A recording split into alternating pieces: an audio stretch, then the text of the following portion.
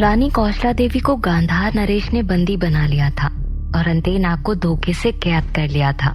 गांधार नरेश ने राजमाता से रानी कौशला देवी के बदले मगध के सिंहासन का सौदा करने के लिए कहा, लेकिन राजमाता को रानी कौशला की बेवकूफी पर गुस्सा आ रहा था। मुख्यमंत्री वसुदेव और सेनानायक त्रिलोक सिंह उनके निर्णय की प्रतीक्षा कर रहे थे।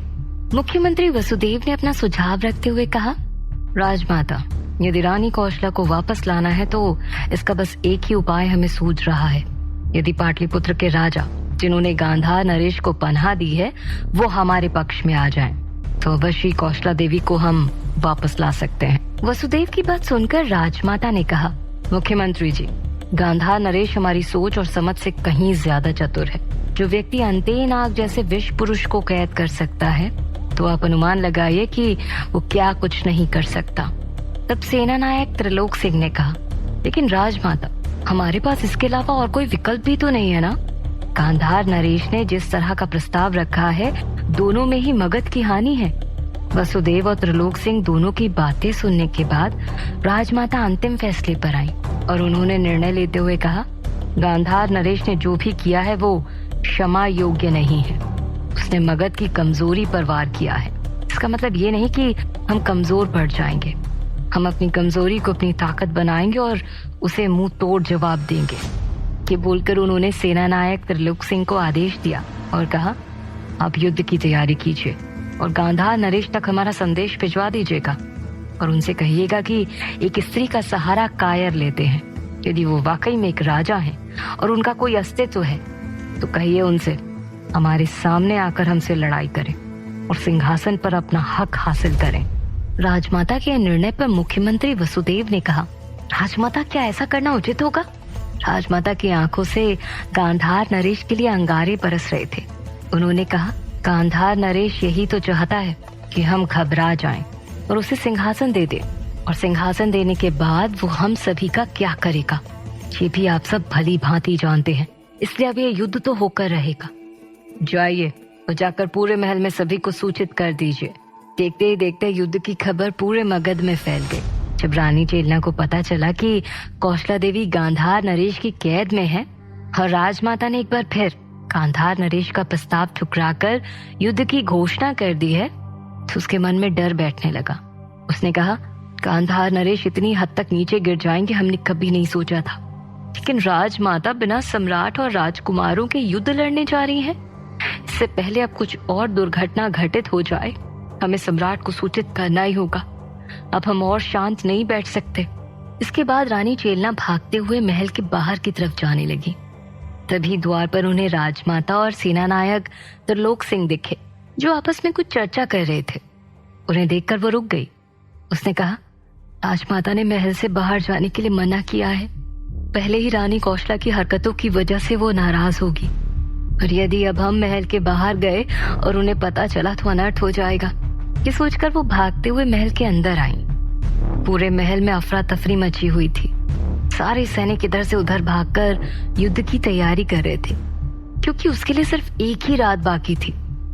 सभी दास दासियां भी युद्ध की तैयारियों में जुट चुके थे। एक तरफ रानी चेलना ने सम्राट तक मगध का सच बताने का निर्णय ले लिया था, तो दूसरी तरफ सम्राट आम्रपाली की भोली सी शरारत पर खुद को रोक ना पाए और आम्रपाली की खुशी में भावनाओं में बहकर उसे एकदम से कसकर गले लगा लिया। आम्रपाली की बाहों में सम्राट सुकून महसूस कर रहे थे, लेकिन आम्रपाली की हृदय की धड़कनें बढ़ चुकी थी। उसे ये किसी सपने की तरह प्रतीत हो रहा था। कुछ समय के लिए तो वो भी मौन रह गई थी। कहना तो चाहती थी, पर जैसे उसके मन मस्तिष्क ने काम करना ही बंद कर दिया था। तब सम्राट ने मनमोहक स्वर में कहा, आम्रपाली, हमें छोड़कर कभी मत जाइएगा। आपकी नाराजगी हमें किसी मौत की सजा से कम नहीं लगती। जब आप साथ रहती हैं तो ऐसा प्रतीत होता है जैसे जीवन की सारी खुशियां हमें मिल गई हैं। सम्राट ये सब कुछ आम्रपाली के गले से लगकर बोल रहे थे। उनकी आंखें बंद थी, जैसे वो नहीं उनका हृदय बोल रहा हो। सम्राट की बातें सुनकर आम्रपाली का मन भाव विभोर सा हो उठा था। वो सम्राट को खुद से दूर नहीं करना चाहती थी। उसके हाथ बार बार सम्राट को अपनी बाहों में समेटने के लिए उठ रहे थे, लेकिन उनकी पीठ के पास आकर न जाने क्यों रुक रहे थे। आम्रपाली ने धीमे स्वर में सम्राट से कहा, सम्राट, हम आपसे कभी नाराज नहीं हो सकते, लेकिन आपने हमें कुछ ज्यादा ही कसकर पकड़ा हुआ है। ऐसा प्रतीत हो रहा है मानो हमारे प्राण निकल जाएंगे। जैसे ही आम्रपाली ने ये कहा, सम्राट को कुछ आभास हुआ। उनकी बंद आंखों ने जैसे ही सम्राट को उनकी स्थिति के दर्शन कराए, सम्राट तुरंत आम्रपाली को छोड़कर पीछे की तरफ हट गए और कहते हैं, क्षमा करना आम्रपाली, हमें पता नहीं अचानक क्या हो गया था। सम्राट भी इधर उधर देख रहे थे। दोनों ही एक दूसरे से नजरें चुरा रहे थे और छुप छुप कर एक दूसरे की तरफ देखकर जानने की कोशिश कर रहे थे कि वो क्या सोच रहे हैं। तब आम्रपाली ने बहाना बनाते हुए कहा, वो मैं पानी लेकर आती हूँ। ये बोलकर वो सनसनाते हुए झोपड़ी के अंदर की तरफ गई। उसके जाने के बाद सम्राट ने कहा, आम्रपाली, आप भले ना कहें पर आपकी आंखें बहुत कुछ कह देती हैं। हम आपसे विवाह करके हमारे इस रिश्ते को नाम देना चाहते हैं। ये बोलकर सम्राट कुछ सोचने लगे और मन में कहते हैं, अब हमें विलंब नहीं करना चाहिए। एक झोपड़ी में आम्रपाली के साथ बिना विवाह के रहना उचित नहीं। आज ही हम आम्रपाली के सामने विवाह का प्रस्ताव रखेंगे। उम्मीद है कि वो इसे नहीं ठुकराएंगी। सम्राट आम्रपाली से विवाह करने के बारे में सोच रहे थे और मगध में रानी कौशला ने अपनी मूर्खता से हाहाकार मचा दिया था। इसी दौरान राजकुमारी मुकुंदा सोम के पास गई। सोम अपने कक्ष में ही था और वहां की दीवारों पर अपनी माँ की तस्वीरें बना रहा था।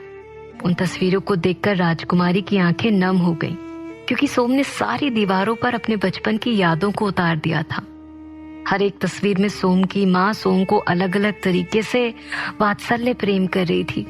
किसी तस्वीर में उन्होंने सोम को गोद में उठा रखा था, तो किसी तस्वीर में वो उसके कान पकड़कर खींच रही थी। किसी में अपने हाथों से भोजन करा रही थी, तो किसी में उसके सिर पर हाथ फेरकर उसे सुला रही थी। सब देखकर राजकुमारी की आंखें भर आईं। उन्होंने जब सोम को देखा तो वो पूरे ध्यान से अपनी माँ की तस्वीरें बनाने में लगा हुआ था, लेकिन उसकी आंखों में सम्राट के प्रति क्रोध चरम सीमा पर दिखाई दे रहा था। राजकुमारी ने उससे बात करने की कोशिश की और कहा, सोम। राजकुमारी की आवाज सुनकर सोम के हाथ रुक गए।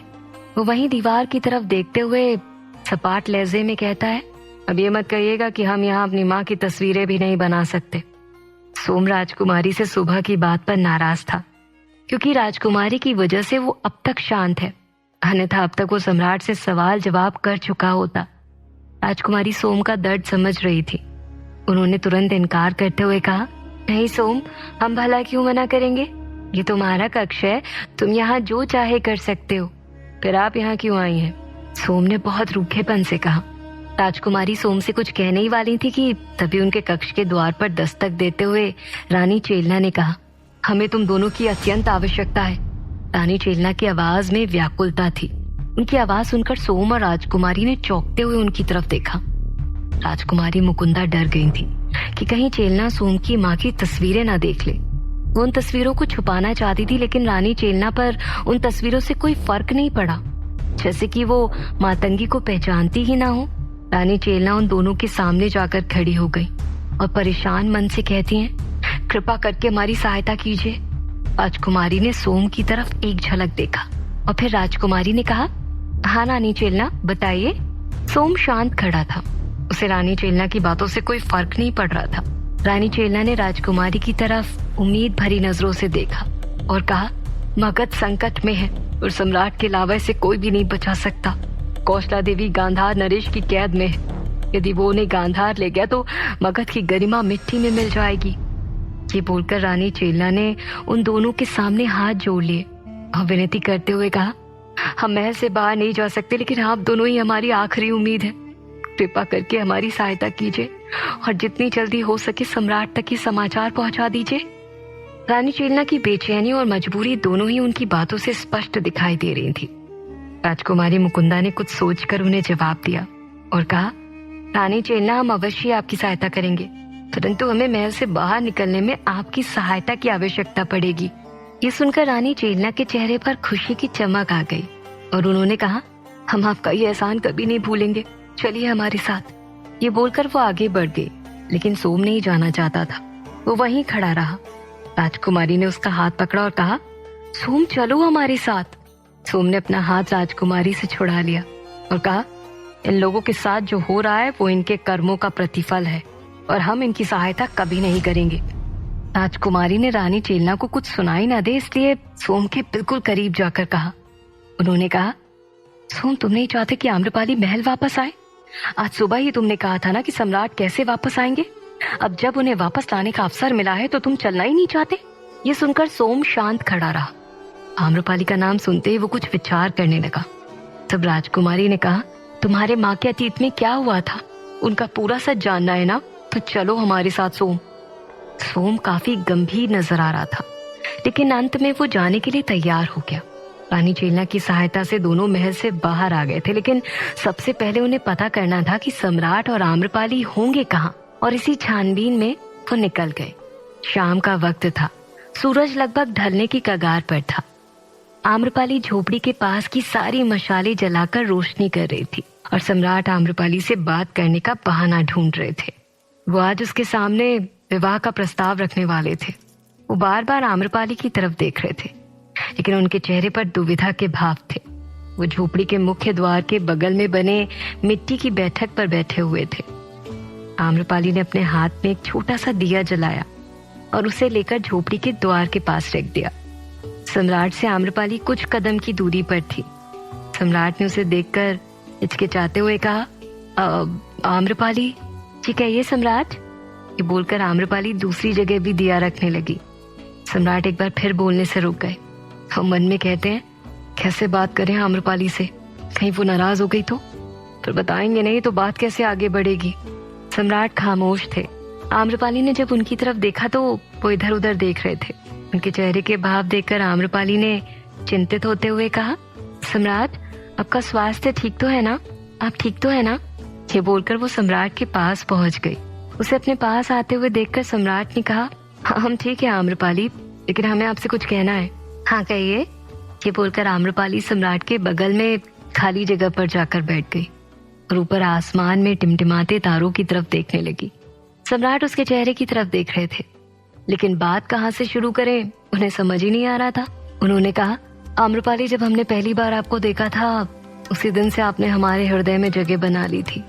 सच कहे तो आपके साथ अपने जीवन का हर एक पल बिताना चाहते हैं। ये सुनकर आम्रपाली सम्राट की तरफ देखने लगी। आसमान में बादलों के पीछे छिपता हुआ चांद भी उनके सामने आकर उनकी बातें सुनने लगा था। फिर सम्राट ने आगे कहा, आम्रपाली, हम आपसे जो भी कुछ कहने वाले हैं कृपा करके इनकार मत कीजिएगा और हमारी बात का गलत अर्थ मत लगाइएगा। सम्राट के स्वर में पहली बार विश्वास कम दिखाई पड़ रहा था और आम्रपाली को भी समझ नहीं आ रहा था, इसलिए उसने उलझन भरे स्वर में पूछा, सम्राट, आखिर ऐसी क्या बात है जिसे कहने में आपको इतना वक्त लग रहा है? साफ साफ कहिए ना, क्या कहना चाहते हैं आप? सम्राट ने हिम्मत की और एक गहरी सांस लेते हुए कहा, आम्रपाली, हम सारी उम्र आपके साथ रहना चाहते हैं, हम आपसे विवाह करना चाहते हैं। ये सुनकर आम्रपाली की आंखें अपलक सम्राट की तरफ देखने लगी। उसके कानों को सम्राट की बातों पर यकीन नहीं हो रहा था। सम्राट उम्मीद भरी नजरों से उसकी तरफ देख रहे थे। उन्हें डर था कि कहीं आम्रपाली मना न कर दे। आम्रपाली चुप थी। तब सम्राट ने उसे समझाते हुए कहा, यदि आपको सोचने के लिए वक्त चाहिए तो आप जितना चाहे उतना वक्त ले सकती हैं। हाँ, भले ही हमारे पास राजमहल नहीं है, लेकिन आपके साथ ये झोपड़ी भी हमें स्वर्ग सी प्रतीत होती है। आम्रपाली, हमें उम्मीद है कि आप उचित निर्णय लेंगी। अब आम्रपाली का हृदय तेजी से धड़क रहा था। उस वक्त उसके अंदर क्या चल रहा था ये वो भी नहीं समझ पा रही थी। क्या आम्रपाली सम्राट के विवाह प्रस्ताव को स्वीकार कर लेगी? क्या सोम और राजकुमारी वक्त पर सम्राट तक पहुंच पाएंगे? जानने के लिए सुनते रहिए।